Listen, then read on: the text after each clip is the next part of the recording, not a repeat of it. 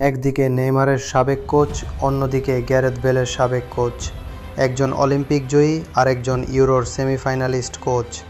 দুইজনই প্রমাণিত, দুইজনই ভয়ঙ্কর, কিন্তু সুযোগ মাত্র একটাই। বাংলাদেশ ফুটবলের ভবিষ্যৎ নির্ভর করছে একটি সিদ্ধান্তের উপর। কে হবেন বাংলাদেশ ন্যাশনাল ফুটবল টিমের নতুন বস? অভিজ্ঞতা নাকি ভবিষ্যৎ? শেষ পর্যন্ত কার দখলে যাবে এই হটসিট? বিস্তারিত দেখুন প্রতিবেদনে। আন্তর্জাতিক ম্যাচ নেই, ঘরোয়া ফুটবলেও নেই তেমন উত্তেজনা, তবুও আলোচনার কেন্দ্রবিন্দুতে এখন বাংলাদেশ ফুটবল।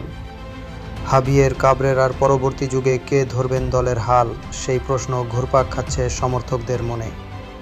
বারবার উঠে আসছে দুই নাম।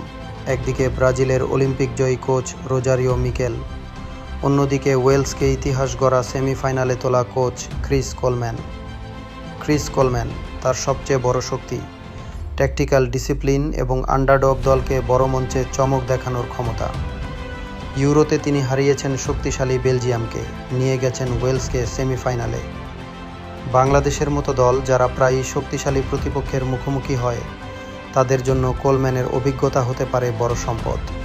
শুধু তাই নয়, ইংল্যান্ডে দীর্ঘদিন খেলার অভিজ্ঞতা থাকায় প্রবাসী ফুটবলারদের দলে আনার ক্ষেত্রেও তিনি রাখতে পারেন বড় ভূমিকা। অন্যদিকে রোজারিও মিকেল তরুণ খেলোয়াড় গড়ার এক বিশেষজ্ঞ। ব্রাজিল অনূর্ধ্ব-23 দলকে তিনি জিতিয়েছেন অলিম্পিক স্বর্ণ, ইরাক দল নিয়েও পেয়েছেন সাফল্য। তরুণ প্রতিভা নিয়ে কাজ করাই তার মূল শক্তি, যা বাংলাদেশের বর্তমান প্রেক্ষাপটে হতে পারে দারুণ কার্যকর। হামজা বা শামিতদের মতো খেলোয়াড়দের গড়ে তুলতে একজন ডেভেলপমেন্ট ফোকাসড কোচ হতে পারেন গেম চেঞ্জার।